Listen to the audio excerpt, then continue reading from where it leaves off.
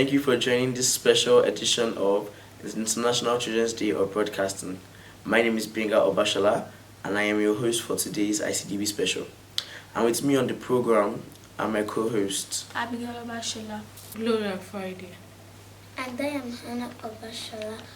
On this edition of the ICDB special, we will be looking at the activities of the UNICEF Nigeria and how they are working to achieve a Nigeria fit for children.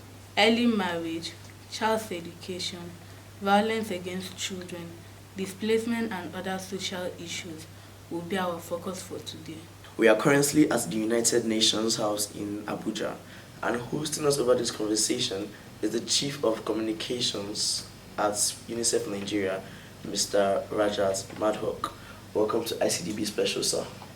Thank you so much, and a very warm welcome to you all at the UN House. Thank you, sir. Okay, sir. Could you please tell us the mandate of UNICEF in Nigeria? Sure. So UNICEF in Nigeria has been here since 1952, and some of the main work that we do here is to ensure that every child in Nigeria has access to education, like you all go to school. We want every child to go to school, right? Now, even amongst children, quite often girls don't get a chance to go to school, boys get a chance to go to school, so we want to make sure that every child, whether it's a boy or a girl, goes to school. We also want to make sure that, like all of you, every child in Nigeria is healthy, right? You want children to be healthy, you want your friends to be healthy, UNICEF wants that also. Then we also want to make sure that every child is safe, right? You live in homes, you are safe, there is no problem, but there are many children out there who are not safe. They are vulnerable, they are attacked sometimes, or they are made to do things that they don't want to do, or they are kept away from their families for many, many reasons. We want to make sure that they are with their families and that they are happy, they are safe, they can play with their friends without any worry whatsoever, right? We also want to make sure that all the children like you are healthy and well nourished. They get enough food, they get the right kind of food, so that, like you, you're 14 years old and you are so tall, right? And you all are you are well built, and that is what we want. We want every child in Nigeria to have all the nutritious diet that he or she can get, right? The work that we do here is for children, just like you, on their education, on their health, on their nutrition, and also to make sure that they remain protected. One last area of work where we do a lot with families and children is to make sure that they live in an environment which is clean. Do you wash your hands with soap? You do? Yes. Do you all wash your hands with soap? Yes, sir. Very good. But there are many children out there who don't have access to a soap.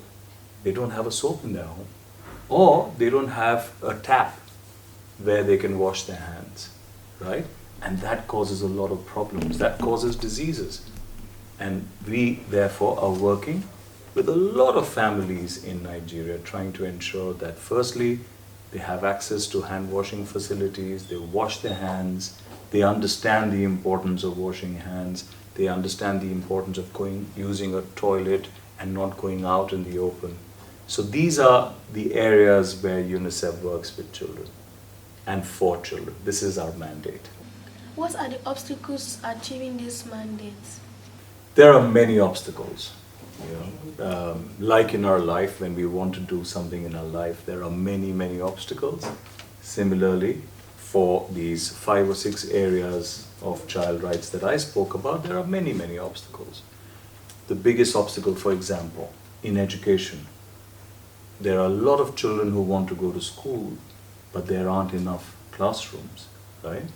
Or there are classrooms, but they're not very safe. Sometimes children are harmed when they go to school. Sometimes children have to go long distances to get to school. Imagine if you had to go to school and you had to walk 5 kilometers just to get to school. And when you finish with your school, imagine walking back another 5 kilometers in areas where there is not a lot of people. So you're walking back, you're feeling lonely, or you're not feeling very safe. Then there are a lot of problems, a lot of hurdles that we have are around the safety of children. Many times in Nigeria, young boys and girls get married very early, right? And that is a big risk. When children get married early, children have children. And when children have children, it comes with a lot of problems. So that is one big obstacle. And we are trying to work with families, we are trying to work with the governments, we are trying to work with communities, and together we are going to find solutions, and we are finding solutions, making sure that these hurdles, these obstacles are no more there.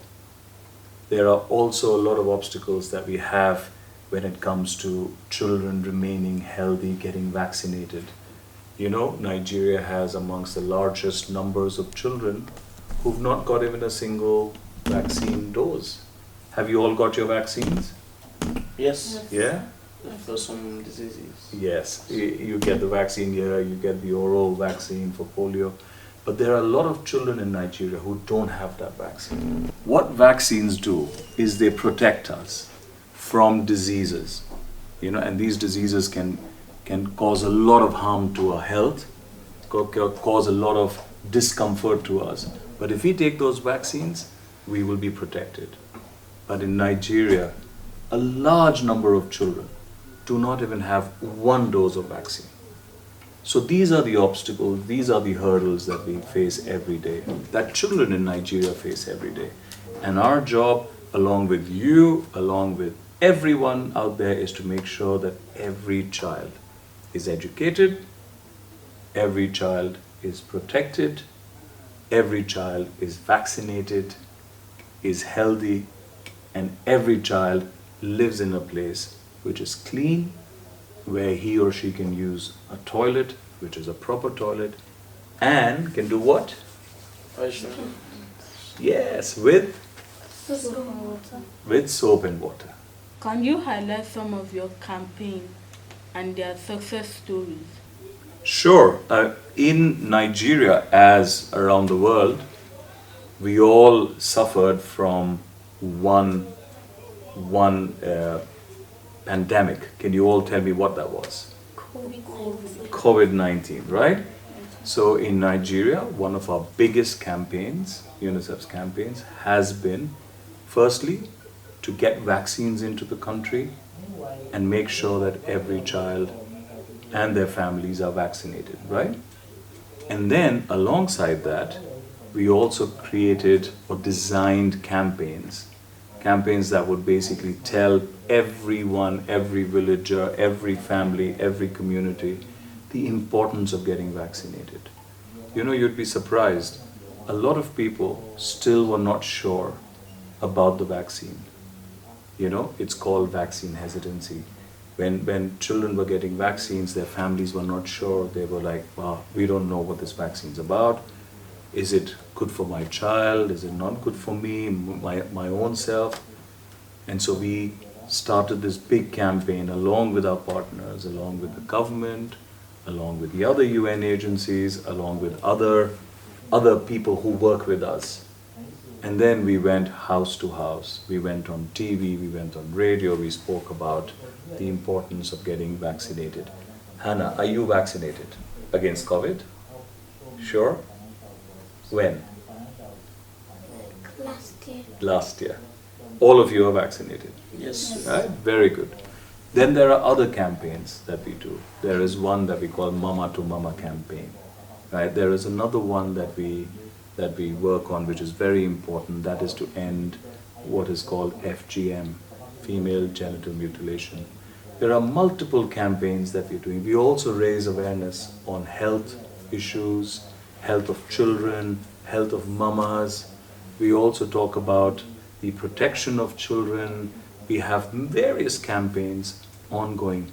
One of a very important campaign of ours is around mental health. You know, people now are realizing the importance of addressing mental health related issues. And so that is part of our campaign that we are doing. So we do a lot of campaigns. We do a lot of campaigns around children, around their well-being and their families, and we do it with our partners. UNICEF has been actively involved in the child protection in the Northeast. Would you like to tell us more on those activities? Thank you, that's a good question. UNICEF has a big program in the Northeast. As you all know, there are a lot of problems in the Northeast. There is conflict in the Northeast. There are a lot of children and their families that have been pushed away from their homes. They are what we call displaced people. There are millions of people in the Northeast, in the 3 states, that are displaced. So UNICEF is doing a lot of work. Firstly, making sure the children and their families are safe. That is very important. Imagine if you have to leave your home and go somewhere else and live there in a new place. The first thing you want to do is make sure that you are safe, right? So UNICEF is also trying to make sure that all the children who have been displaced from their homes are safe. They have access to water, right? Which is such an important thing. Imagine if you don't have water, you go to a new place, but there's no water. Imagine you go to a new place, there is water, but there's no toilet. What will we all do? We need all these basic things. Imagine if I go to a new place, I'm displaced and I feel sick. I'm not feeling very good. There's no hospital or health facility nearby. So UNICEF works in the Northeast to make sure that children have basic access to water, they have access to hygiene facilities like we spoke about, hand washing, toilets, to health facilities where they can go, where someone like Hannah can quickly go and get herself vaccinated or get immunized. Then we also, what happens is when you move to these places, when you're displaced, it's very unlikely that you will come back very soon, right? You've left your home, you've left your work, you've left your business, and now you're in a new place. You've left your school and you're in a new place. So we make sure that these children they go to school, they go and play with their friends, they have a safe place where they can enjoy, but more importantly, their parents and young people, we also give them livelihood opportunities, which means that we train them on developing their skills. And when they develop their skills, they can then make some stuff, sell it in the market, or they can train themselves on mobile phone repair. Some young people can train on making shoes, and then they sell it in the market, they will earn money. So these are the things that we do for all children who are displaced and their families that are displaced in the Northeast. Of course, there are way more children and families that are displaced than what we can support with. So we identify those that are most affected, and then we help them with our government partners, with our friends who are other, what we call NGOs. That's how we come together and we support these children and their families. The rate of violence against children is increasing by the day. How is UNICEF addressing this? So there is violence increasing every day. Yes, you're right, there is violence against children every day. UNICEF, but then the violence is at multiple levels.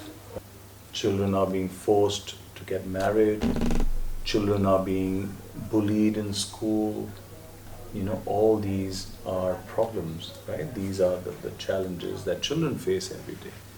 So we're working with them, and we're working with their families, and we're working with the dads and the moms, right?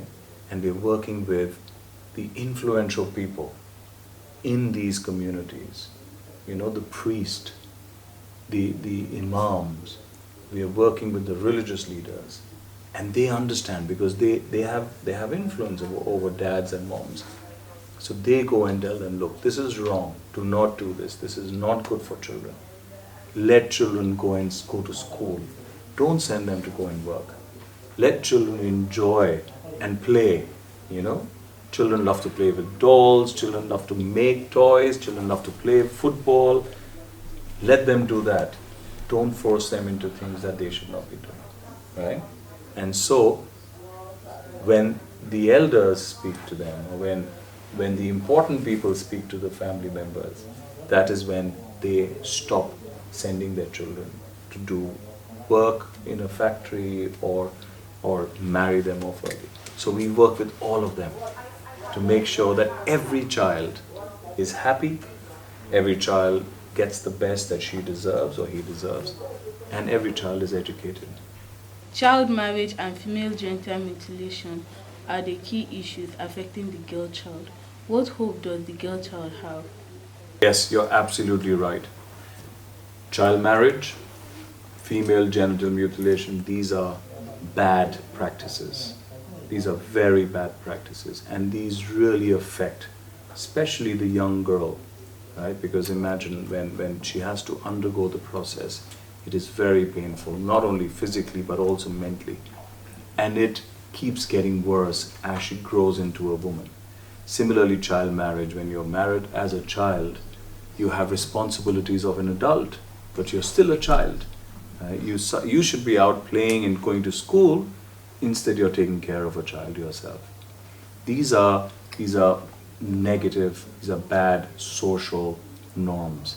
There is a lot of hope. The best example I want to give you, and there is enough evidence around the world to prove this, is education. When you educate a girl, the chances of her getting married early are reduced. But more importantly, an educated woman will make sure that her children are also educated. Exactly. So there is hope.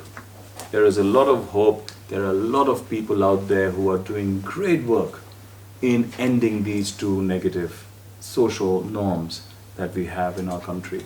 There are a lot of people, a lot of men who are involved, a lot of women who are involved, a lot of champions, we call them champions, who are talking about this every day and telling communities that this is a negative, bad practice, right? There's a lot of hope. But to answer your question, the best way to address this, amongst a lot of other ways, is to educate our girls.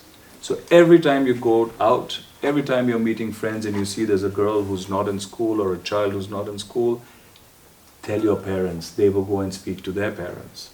Make sure that people around you, girls around you, boys around you are in school. Will you do that? Yes, sir. Will Hannah do that?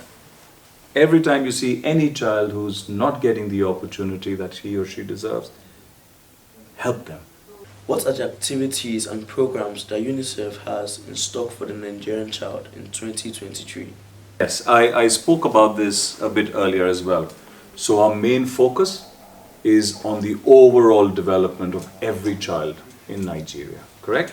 And so we are looking at programs that are going to make sure that more children, especially those who are not going to schools, are now going back into schools. We are also going to make sure that children who are going into school are being taught at the right level, right? You'll notice a lot of 15-year-olds, 14-year-old children are actually going to very junior school. So we want to make sure that we reduce that gap. We also want to make sure that children are healthy, that they're getting good nutrition. And children who are severely and acutely malnourished, those who are very, very malnourished, that there is treatment that reaches them so that they become strong just like you. We also want to make sure that children are, like the question you asked around child marriage and FGM, we want to make sure that children have access to services, their families have access to services, that children are aware and their families are aware on the perils or the dangers of child marriages and FGM, so that they reduce this negative, practicing of this negative norm. So there's a lot of work that we are doing in Nigeria this year, but not only this year. Our plan for this planning cycle is for 5 years. So these 5 years, starting from 23 to 27, these are our big programs. What message do you have for the children watching us? The advice that I have for every child in this room and everyone that is watching us on TV is that you, all children in Nigeria, including Hannah, including all of you, you are the future, right? 20, 30 years from now, you'll be sitting here. I would be old man, right? You are the future. you are what will determine where Nigeria is going to go. So work hard, study hard, so that you become educated, qualified, and you can contribute to the betterment of Nigeria. But at the same time, you have to continue to enjoy yourselves. You have to go out and you have to play. You have to engage with each other, tell stories to each other. You're a tall boy, you should play basketball and volleyball. You all should go out and play sports. Sports that are team sports, so you will build camaraderie with other children. And so with sports, with education, you would make a perfect young Nigerian. But there's one more area where I think you should, all of us and all the children who are watching should be very conscious about, and that is that more importantly, we should be nice people, right? We should help others. We should not take advantage of anyone who is weaker than us. We should always support everyone around us. So that way, we are very educated, we are playing and are physically and mentally very strong, and we are lovely people. And together, this package is going to make Hannah, maybe in the future, the president of Nigeria. We want to say a very big thank you to you, Mr. Rajit Maddock, for being a guest on the ICDB 2023 special. I am honored to be here. I'm so happy to meet you all. You all are inspirational. I'm really inspired by you. And I'm very inspired also by the fact that you have such great knowledge. Right? I asked you a few questions and you have answers. Hannah is very good in mathematics. She quickly calculated. Right? So very happy to be in this meeting, to have this discussion with you. And I'm really hopeful that next year you come back again and we have an even more informed and engaging conversation. Thank you so much. We have been talking to the Chief of Communication Section at UNICEF Nigeria on the state of the Nigerian child. That's all we have for you today, and special thanks to AIT Dark Communication PLC and Playback Nigeria for giving us the opportunity to celebrate the ICDB Special 2023. This program has been brought to you by AIT and Playback Nigeria. We would love to have you and your family join us for our weekly Family Improve workshops in Abuja. The Family Improvisation Workshop is the best way to bond with members of your family using team building activities and theater games. If you love what we do and you would want to support our community-based intervention in using arts for social transformation, check our website at www.playbacknigeria.com, or you can kindly visit our social media platforms on Twitter, Instagram, and Facebook at Playback Nigeria. Or you can call us on 0907 2808 091. 0907 2808 091. Until you join us on another edition of the ICDB Special 2023. My name is Hannah Obashola. I am Gloria Friday. I am Abigail Obashola. And I am Benga Obashola. It has been a pleasure to host you. Have a good day.